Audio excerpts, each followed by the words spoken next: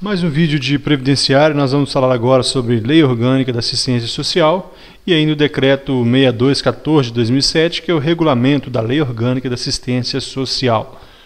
No artigo 1º do decreto diz o seguinte: é a garantia de um salário mínimo mensal à pessoa com deficiência ao idoso com idade de 65 anos ou mais que comprove não possuir meios para prover a própria manutenção e nem de tê-la provida por sua família.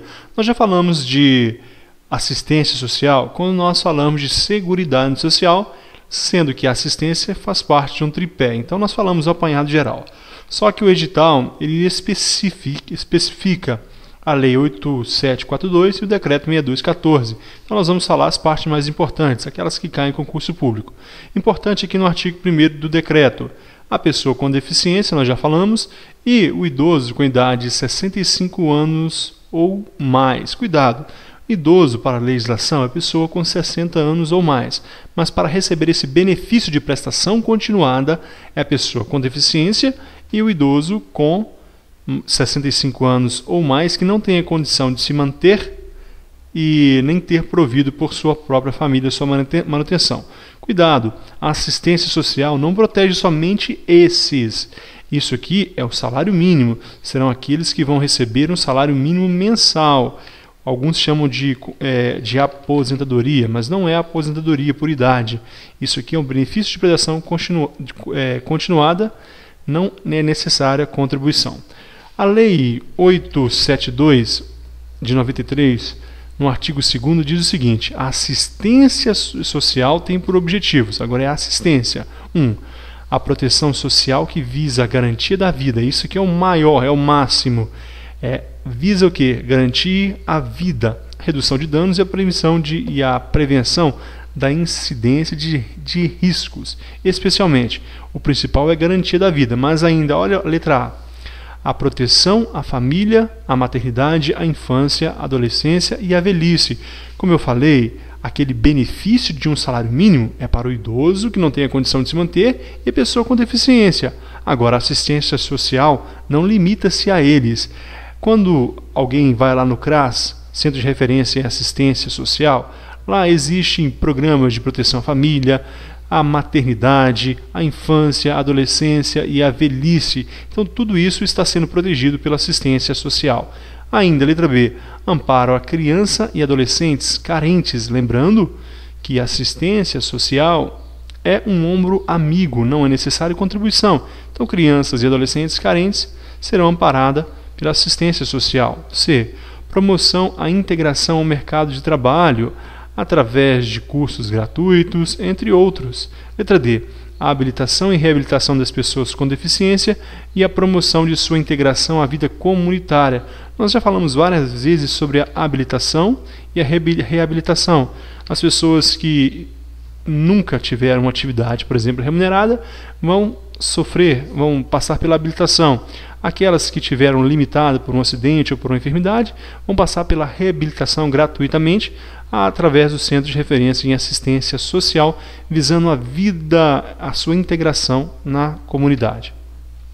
Letra E, a garantia de um salário mínimo de benefício mensal à pessoa com deficiência ou idoso que comprove não possuir meios de prover a própria manutenção ou tê-la provida pela sua família. É o mesmo texto do artigo 1º do regulamento da Lei Orgânica da Assistência Social. 2. O inciso 2. A vigilância socioassistencial que visa analisar territorialmente a capacidade protetiva das famílias e nela a ocorrência de vulnerabilidades, de ameaças, de vitimações e danos. Nós falamos vamos escrever aqui, é o PAIF, né? PAIF é a proteção integral às famílias. Essa proteção, ou melhor, é o Programa de Atenção Integral às Famílias. É desenvolvido lá nos CRAS, Centro de Referência e Assistência Social. Aqui nós temos então a vigilância socioassistencial, visando o quê? A capacidade protetiva das famílias, mensurar essa capacidade e nela a ocorrência de vulnerabilidades. quais famílias estão mais vulneráveis a enfermidades, a fome, entre outros, ameaças, vitimações e danos. A assistência social tem isso também como um objetivo. Lembrando que nós estamos falando de objetivo da assistência social. Inciso 3. Defesa de direitos, que visa garantir o pleno acesso dos direitos no conjunto das provisões socioassistenciais. O inciso 3 veio falar do acesso. Existem muitas famílias que não têm conhecimento, não têm estudo, não têm conhecimento dos seus direitos. Portanto, essa assistência social deve ir até elas, garantir o pleno acesso. Se tem uma família que ela é necessitada, mas não tem esse conhecimento, a assistência social deve promover esse acesso para que ela possa estar protegida, para que ela possa estar inserida nesse conjunto de provisões socioassistenciais. O artigo 3º da Lei 8742 diz o seguinte: consideram entidades e organizações de assistência social aquelas sem fins lucrativos que, isolada ou cumulativamente, prestam atendimento e assessoramento aos beneficiários abrangidos por essa lei, bem como as que atuam na defesa e garantia de direitos.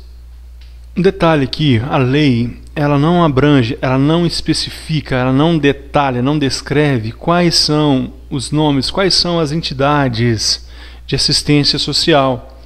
Você pode criar uma ONG e essa ONG ser uma entidade de assistência social.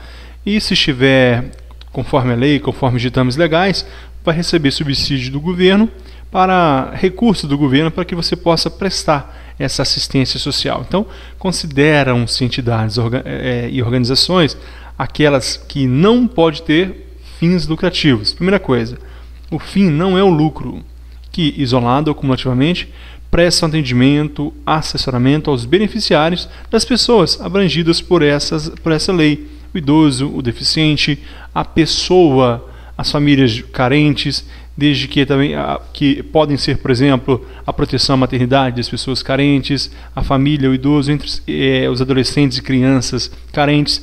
Então, entidades que prestam esse tipo de serviço serão consideradas pela lei como entidades e organizações de assistência social e poderão receber recursos do governo federal para que ela possa desenvolver os seus trabalhos.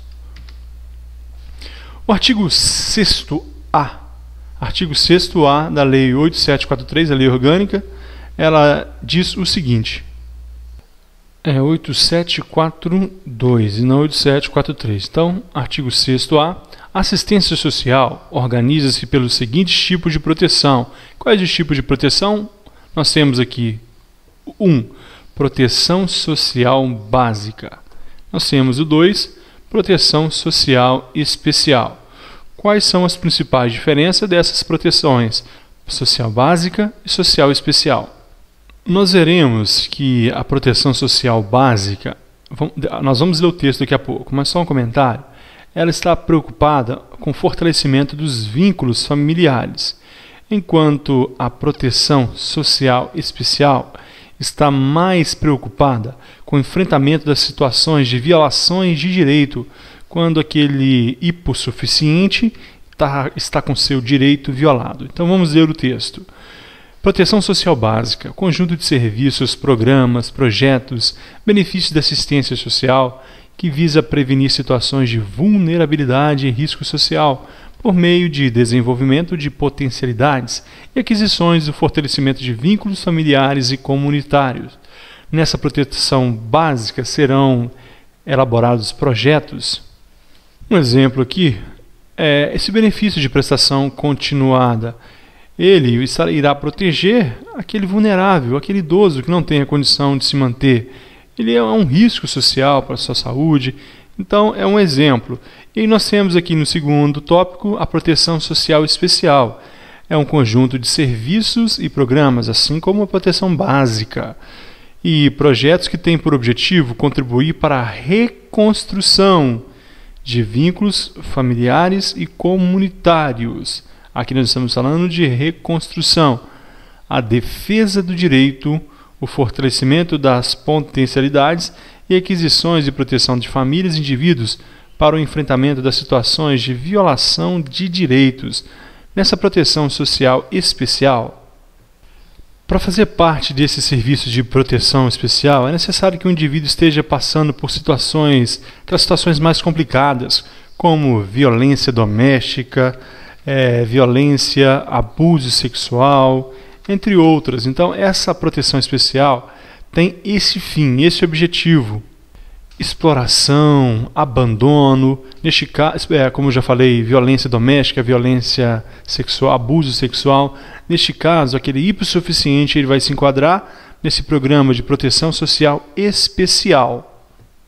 E a proteção básica é, por exemplo, o programa de combate à fome, visa combater a vulnerabilidade e o risco social de fome, de miséria, de retirar aquelas famílias que estão abaixo da linha da pobreza, sem saneamento básico. Então, é condição básica. Agora, especial não. Situações de risco, exploração de menor, violência e abusos, etc. Tranquilo? Nós temos o artigo 6, a linha C, que ele diz o seguinte: as proteções sociais básicas e especial, que nós falamos no slide anterior, serão ofertadas principalmente no Centro de Referência e Assistência Social, os CRAS, e no Centro de Referência Especializado de Assistência Social, CREAS, respectivamente, e pelas entidades sem fins lucrativos de assistência social. Vamos guardar para a prova o CRAS. Esse é mais famoso, todo mundo já ouviu falar, quase todos os municípios possuem o Centro de Referência e Assistência Social. E nós temos o CREAS. Esse E aí é de especializado, para situações específicas. Mas não somente eles que vão promover essa proteção. Também as entidades sem fins lucrativos de assistência social. Como nós já falamos, aquelas entidades, nós falamos num dos slides no início desse vídeo, quem compunham essas entidades sem fins lucrativos de assistência social. A lei não especifica nomes, mas todas aquelas que têm o objetivo proteger as pessoas mencionadas aqui: o adolescente carente, o idoso deficiente. O parágrafo 1º diz o seguinte: o CRAS é a unidade pública municipal de base territorial, localizada em áreas com maiores índices de vulnerabilidade e risco social, destinada à articulação de serviços socioassistenciais no seu território de abrangência e à prestação de serviços, programas e projetos socioassistenciais de proteção social básica às famílias. Portanto, pessoal, o CRAS é isso. É a célula, é o menor, é o ponto ali de ligação, de elo entre o hipossuficiente, o necessitado, e o benefício e assistência social. Localiza-se no município e vai prestar esses serviços socioassistenciais, programas, projetos de proteção básica às famílias. Quem tiver curiosidade, visite o CRAS da sua cidade e você vai entender como funciona tudo isso. Não cai em prova, mas é importante saber que eles compõe a rede pública municipal e a territorial. Para a prova, olha, ele localiza em áreas com maiores índices de vulnerabilidade. Na realidade, se você procurar os CRAS nos municípios, ele vai encontrar no lugar mais próximo ali do centro da cidade, que fica melhor para os funcionários trabalhar. Na realidade é assim. Continuando, o parágrafo 2º fala do CREAS. Nós falamos do CRAS. O CREAS especializado, ele é a unidade pública de abrangência e gestão municipal, estadual ou regional, destinada à prestação de serviços a indivíduos e famílias que se encontrem em situação de risco pessoal ou social por violação de direitos ou contingência que demandam intervenções especializadas na proteção social especial. Portanto, olha, eu disse que o CRAS ele era municipal. Vamos voltar lá, porque a nossa prova nós precisamos desse pontinho. O CRAS é a unidade pública municipal de base territorial. Agora, o CRAS é a unidade pública de abrangência e gestão municipal. Olha, abrangência e gestão municipal, abrangência e gestão estadual ou abrangência e gestão regional. Pode ser municipal, estadual ou regional.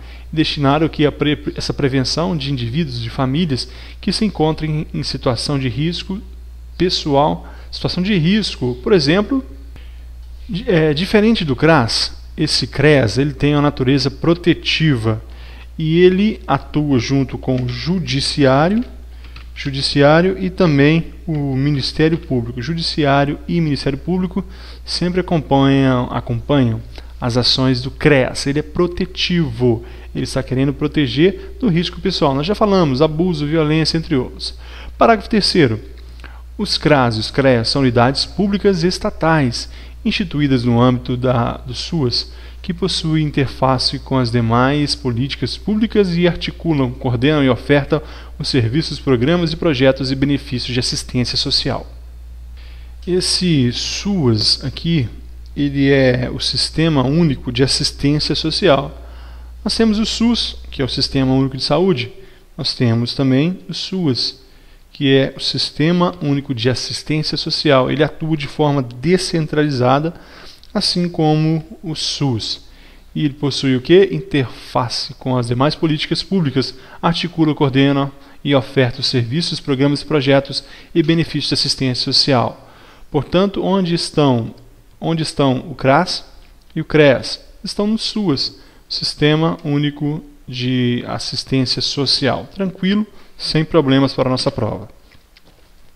O artigo 20 ainda da Lei 8742, no parágrafo 3º, ele diz o seguinte: considera-se incapaz de prover a manutenção da pessoa com deficiência ou idosa a família cuja renda mensal per capita seja inferior a 1/4 do salário mínimo. Nós falamos sobre isso lá no início, lá na Lei Orgânica da Seguridade Social, quando nós falávamos da Seguridade Social, do tripé. Então, mas vale a pena repetir. Quem é o incapaz de prover essa manutenção? Aquela pessoa cuja renda mensal, se for inferior a 1/4 do salário mínimo, a renda daquela família. Para a prova, guarde essa fração. 1/4 do salário mínimo não pode ser inferior. Parágrafo 4º. O benefício de que trata esse artigo não pode ser acumulado pelo beneficiário com qualquer outro no âmbito da Seguridade Social ou de outro regime, salvo os da assistência médica e pensão especial de natureza indenizatória. Portanto, imagine que alguém está recebendo um benefício, um salário mínimo, um idoso que não tem condição de se manter. Só que ele também recebe aí aí descobre que ele tem uma aposentadoria. Não, perdeu, não pode ser acumulado com nenhum outro benefício da Seguridade Social. Mas o que cai em prova é a regra? Não, cai em prova é a exceção. Salvo os da assistência médica, serviço de assistência médica, se ele recebe algum benefício por causa do seu plano de saúde, tudo bem, não há nenhum problema. Da pensão especial, existem as pensões comuns e pensões especial. Existem algumas leis específicas que tratam de pensão especial, por exemplo, se não me engano foi em 93, que houve uma lei que trouxe uma pensão especial vitalícia para aqueles que tinham a síndrome da talidomida. É isso mesmo, deficiência por síndrome de talidomida. Neste caso, é uma pensão especial de natureza indenizatória e pode ser acumulada assim com o benefício de prestação continuada da Seguridade Social. Para a nossa prova, nós vamos ficar aqui decorando o nome de doença? Não há necessidade. O que nós temos que saber para a prova? Que esse benefício de prestação continuada, não é acumulável com outro benefício da Seguridade Social. E que nós temos duas exceções. Primeira, benefício de assistência médica e pensão especial de natureza indenizatória. Somente isso. É o jeito mais fácil de memorizar. Qual é a exceção? Assistência médica e pensão especial de natureza indenizatória. Continuando o nosso vídeo, no decreto 6214 de 2007, no artigo 5º, diz o seguinte: o beneficiário não pode acumular o benefício de prestação continuada com qualquer outro benefício no âmbito da Seguridade Social ou de outro regime, inclusive o seguro-desemprego, ressalvado de assistência médica e pensão especial de natureza indenizatória, bem como remuneração advinda de contrato de aprendizagem, no caso da pessoa com deficiência, observado o disposto no inciso 6 do caput do parágrafo 2º do artigo 4º. Pessoal, nós temos aqui o mesmo texto, só que o regulamento traz algumas informações novas. O artigo 5º aqui no início, nós observamos que é idêntico. Olha, o beneficiário não pode acumular benefício de prestação continuada com qualquer outro benefício da Seguridade Social. Olha, esse aqui é o texto que nós vimos na lei. Agora nós temos uma informação nova, ou de outro regime, de regime próprio também. Vamos supor que ele está no regime próprio, ou ainda um benefício de militar. Ele recebe aí uma aposentadoria, uma pensão de um militar, de alguém que foi na guerra, e aquele indivíduo faz jus a essa pensão. Não vai poder acumular, não pode acumular. Inclusive, seguro-desemprego. Você não pode acumular o seu seguro-desemprego, aqueles meses que você fica recebendo após se tornar desempregado involuntariamente. Agora, esse também não pode. Então, informações novas. Outro regime e seguro-desemprego também não pode ser acumulado com esse benefício. Agora, exceções, assistência médica, nós já falamos. Assistência médica posso receber e ainda o benefício de prestação continuada. A pensão especial de natureza indenizatória, falamos sobre ela. E agora, bem como a remuneração advinda de contrato de aprendizagem, no caso da pessoa com deficiência, observado o que nós veremos agora. Preste atenção nessa parte final. Imagine que uma empresa fecha um contrato com a pessoa com deficiência e ela será um aprendiz nessa empresa. Esse aprendiz, ele recebe uma certa quantia, não é um salário integral porque ele é um aprendiz. E essa remuneração que ele recebe como um aprendiz pode ser acumulada com benefício de prestação continuada da Lei Orgânica da Assistência Social. Ok? É isso que quer dizer. Essa parte final é a exceção. É uma exceção a mais. Então nós temos exceções, olha. Ressalvados, assistência médica pode acumular, pensão especial de natureza indenizatória e contrato de aprendizagem. Uma empresa contratou o aprendiz e uma pessoa com deficiência. Essa pessoa ela recebe um benefício da assistência social. Pode acumular com salário de aprendiz? Pode sim. Depois que ele deixar de ser aprendiz e se tornar um funcionário daquela empresa, aí sim ele vai deixar de receber esse benefício de prestação continuada. Mas enquanto aprendiz pode acumular. Pode ser uma questão e muito boa para a prova. Se cair, somente aqueles que estão estudando mais aprofundadamente vão acertar. Pode acumular só no caso da aprendizagem.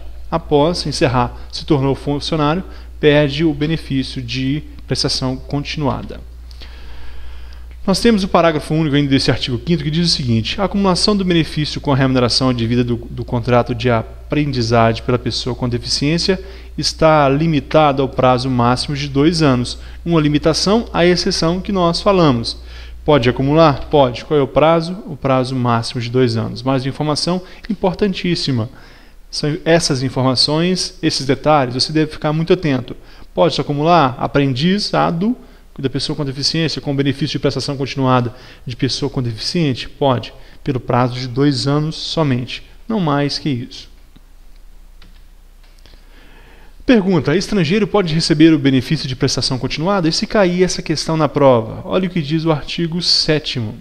É devido o benefício de prestação continuada ao brasileiro naturalizado ou nato, que comprove domicílio e residência no Brasil e atenda a todos os demais critérios estabelecidos neste regulamento. Cuidado, pessoal. Um estrangeiro que está no Brasil aqui há 2 anos, ele está, mas ainda na qualidade de estrangeiro, ele não receberá o benefício de prestação continuada de salário mínimo. Imagine alguém, um refugiado, um idoso que está refugiado, uma pessoa com deficiência que fugiu de Cuba para o Brasil. Ele não tem condição de se manter. Ele pode receber este benefício aqui de assistência social? Não pode. É devido ao brasileiro. Continuado ao brasileiro, nato ou naturalizado. Ele naturalizou. Aí sim, ele está há 4 anos aqui, ele fez a naturalização que está no Estatuto do Estrangeiro. Ou 15 anos, a naturalização que está na Constituição Federal. Ele naturalizou, ou por motivo de casamento, e todas as formas de naturalização. Não importa. Aí sim, ele vai poder receber este benefício, que comprove domicílio e residência no Brasil. Tem que se comprovar, tem que ser domiciliado, residente e domiciliado no Brasil, e atenda a todos os critérios estabelecidos neste regulamento. Por exemplo, a deficiência, a renda per capita, entre outros. Continuando, está claro já essa questão do estrangeiro. O artigo 8º do Decreto Regulamento da Lei Orgânica da Assistência Social, no artigo 8º, diz o seguinte: para fazer jus ao benefício de prestação continuada, o idoso deverá comprovar 1. Contar com 65 anos de idade ou mais. Cuidado, na prova pode cair assim, ter mais de 65 anos. Mais de 65 anos vai estar errado. Vão entrar com recurso e vão perder. Ter 65 anos de idade ou mais. Ter mais de 64, aí está correto. Renda mensal bruta familiar dividida pelo número de seus integrantes inferior a 1/4 do salário mínimo. Pega ali todos os membros da família, faz a renda mensal. Deu inferior a 1/4 do salário mínimo, aquele idoso ali vai poder receber. Aquele deficiente vai poder receber. Se der maior do que 1/4 do salário mínimo, então não vai receber. 3. Não possuir outro benefício no âmbito da Seguridade Social ou de outro regime, inclusive o seguro-desemprego, salvo de assistência médica e pensão especial de natureza indenizatória, observado no inciso 4 do caput do parágrafo 2 do artigo 4. Isso nós já vimos. Quais são as exceções? Não pode ser cumulado, mas existem as exceções que nós já falamos sobre elas. Continuando, o artigo 9º diz o seguinte: para fazer jus ao benefício de prestação continuada, a pessoa com deficiência deverá comprovar. São requisitos indispensáveis. Olha, 1. Existência de impedimentos de longo prazo de natureza física, mental, intelectual, sensorial, os quais, em interação com diversas barreiras, obstruam sua participação plena e efetiva na sociedade, em igualdade de condições com as demais pessoas na forma prevista neste regulamento. Estamos falando aqui da pessoa com deficiência. Ela tem que ter impedimentos. Não pode ser uma deficiência que não muda nada. É uma pessoa que tem, por exemplo, a falta de 1 dedo, 2 dedos da mão, mas ela consegue trabalhar e fazer tudo perfeitamente. Ela não vai fazer jus. Essa deficiência de longo prazo, de natureza física, mental, intelectual ou sensorial, deve o quê? Ela deve obstruir, sua participação plena e efetiva na sociedade. Ele é deficiente, mas ele consegue se interagir na sociedade, mas ele tem uma participação plena? Ele tem uma participação efetiva? Não. Então ele faz jus. Ele não consegue ter uma vida igualitária com as demais pessoas, ele vai fazer jus a esse benefício. É lógico que nós temos que olhar o item 2, a renda mensal bruta familiar do requerente, dividida pelo número de seus integrantes, seja inferior a 1/4 do salário mínimo. O deficiente também se enquadra nessa regra, não basta ser deficiente, é necessário que a renda per capita seja essa. Nós temos aí que o inciso 3 ele é redundante também, e é bom que seja assim. Porque repetição, eu sempre digo, mãe do ensino, a gente não esquece. Não possuir outro benefício no âmbito da Seguridade Social ou de outro regime, inclusive seguro-desemprego, salvo de assistência médica, pensão especial de natureza indenizatória, bem como a remuneração advinda de contrato de aprendizagem. Então, neste caso aqui também no inciso 3, cuidado com pegadinha de prova de ensino médico. Salvo pessoal. Isso aqui eu já caí em vários concursos, eu já fiz mais de 20 concursos públicos e já fui pego a pegadinhas, principalmente em prova de ensino médico. Eles retiram esse salvo aí e você lê, isso mesmo que eu li. Lê assim, olha, não possuir outro benefício no âmbito da Seguridade Social ou de outro regime, inclusive desemprego, de assistência médica. Não, tem um salvo aí, essa parte aí você deve ficar atenta. Tranquilo? Então vamos continuar. Prosseguindo, o artigo 13 do Decreto 6214, no parágrafo 4, diz o seguinte: compete ao INSS e aos órgãos autorizados pelo Ministério do Desenvolvimento Social e Combate à Fome, quando necessário, verificar junto a outras instituições, inclusive de previdência, a existência de benefício ou de renda em nome do requerente ou beneficiário e dos integrantes da família. Ora, esse parágrafo 4º do artigo 13, ele vem trazer mecanismos para combater a fraude. Sabemos que é normal não, existem casos de pessoas que se aproveitam, pessoas falecem, pessoas morrem e outros continuam a receber esse benefício em nome destes. Então compete ao INSS, olha, É Lei Orgânica da Assistência Social, mas compete ao INSS e aos órgãos autorizados pelos Ministérios do Desenvolvimento Social e Combate à Fome, quando se tornar necessário. E quando é necessário? Quando houver uma denúncia, quando houver dúvidas, então verificar junto às instituições, inclusive de previdência, a existência de benefício ou renda em nome do requerente ou beneficiário e dos integrantes da família. Existe mesmo esse benefício? Ele está sendo pago? Existem essas pessoas? Olha o parágrafo 5º. Havendo dúvida fundada quanto à veracidade das informações prestadas, o INSS ou os órgãos responsáveis pelo recebimento do requerimento do benefício deverão elucidá-la. Opa, vamos analisar. Realmente é isso mesmo? Esse indivíduo tem 65 anos? Onde estão os documentos deles? Aquele indivíduo que mora ali, ele não tem condição, ele não tem salário, a renda per capita é menor que 1/4 do salário mínimo, então isso cabe ao INSS. Pode cair na prova perguntando se isso cabe ao CRAS, somente ao CRAS, se cabe ao CRES. Isso é competência do INSS e de outros órgãos autorizados por quem? Ministério do Desenvolvimento Social e Combate à Fome. Pessoal, terminamos aqui esse primeiro vídeo de Lei Orgânica da Assistência Social e do Regulamento da Assistência Social. Eu aguardo você no próximo vídeo. Muito obrigado e até a próxima.